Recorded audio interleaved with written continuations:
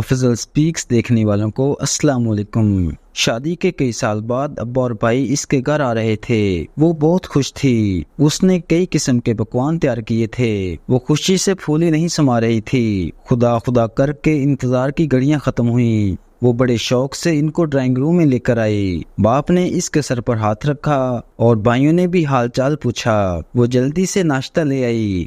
باپ نے دیکھتے ہی کہا، نہ بیٹا نہ، ہمارے خاندان میں بیٹیوں کے گھر کا پانی بھی حرام سمجھا جاتا ہے، اسے واپس لے جا، ہم تو تجھے دیکھنے آئے تھے، بس اب چلتے ہیں۔ یہ کہہ کر ابا اور بھائی واپس چلے گئے اور اسے وہ دن یاد آ گیا جب وہ دلہن بنی بیٹھی تھی۔ کمرے میں اس کی سہیلیاں خوش گپی میں مصروف اسے چھیڑ رہی تھیں کہ ابا اور بھائی آ گئے۔ ابا نے اس سے مخاطب ہو کر کہا، دیکھ بیٹا وفا، شادی سے پہلے بیٹیاں اپنی جائیداد سے دستبرداری کرتی ہیں، لے بیٹا تو بھی اس کاغذ پر سائن کر دے۔ اور پھر اس سے دستبرداری کے کاغذات پر دستخط کروا لیے گئے۔ اور اب وہ چپ چاپ کھڑی یہی سوچتی رہ گئی کہ یہ کیسی ریت، کیسا رواج ہے کہ بیٹیوں کے گھر کا پانی پینا تو حرام ہے پر ان کی جائیداد کا حصہ ہڑپ کرنا حلال ہے۔ تو یہ تھی آج کی ویڈیو کو لائک اور چینل کو سبسکرائب کرنا مت بھولیے گا۔ انشاءاللہ تعالی ملتے ایک نئی انفارمیٹیو ویڈیو کے ساتھ، تب تک کے لیے اللہ نگہبان۔